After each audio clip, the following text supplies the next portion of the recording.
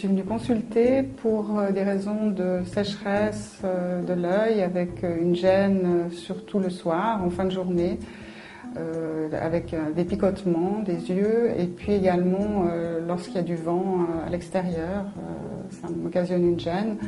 Donc je suis venue consulter, on m'a diagnostiqué un syndrome de l'œil sec. Pour moi, la gêne, elle est permanente durant toute la journée, particulièrement lorsque je travaille longtemps sur un écran. Lors des premiers symptômes, je ne connaissais pas cette maladie, mais après avoir consulté mon ophtalmologue, il m'a rassurée sur cette maladie et sur les traitements en me parlant des gouttes ophtalmiques. La sécheresse oculaire, c'est une perte du film lacrymal, une diminution en qualité et en quantité du film lacrymal. La sécheresse oculaire chez les patients se manifeste par des rougeurs, des douleurs intermittentes et elles augmentent avec l'âge. En fait, on parle beaucoup de la glande lacrymale principale qui donne un film lacrymal. Le film lacrymal est quelque chose d'extrêmement important et extrêmement complexe comme système. C'est une affection extrêmement fréquente et beaucoup de personnes viennent à la consultation pour ce problème. Il est plus fréquent chez les femmes, il y a une touche hormonale dans le film lacrymal.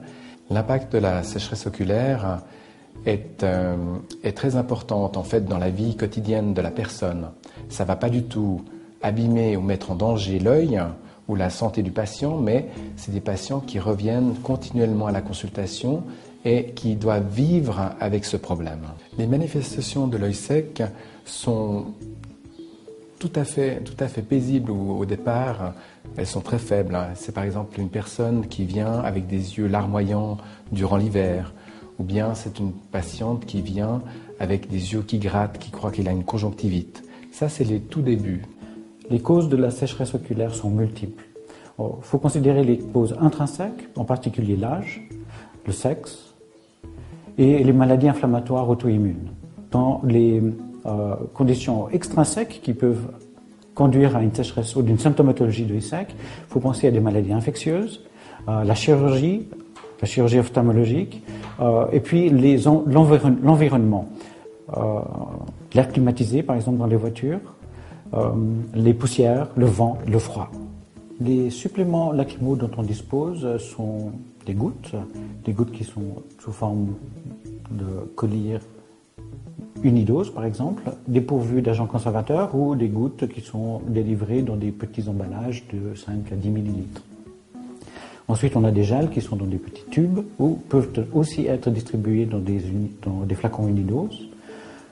Ensuite, il y a la pommade qu'on peut prescrire et qui est en général utilisée le soir avant de s'endormir, et peut-être, si la symptomatologie est importante, utilisée également le matin. Ces traitements suffisent la plupart du temps. Suivant l'importance de la symptomatologie, parfois il faut changer de gouttes. C'est un travail que l'on fait tous les jours. Les patients reviennent, parfois disant que les gouttes ne sont pas assez lubrifiantes.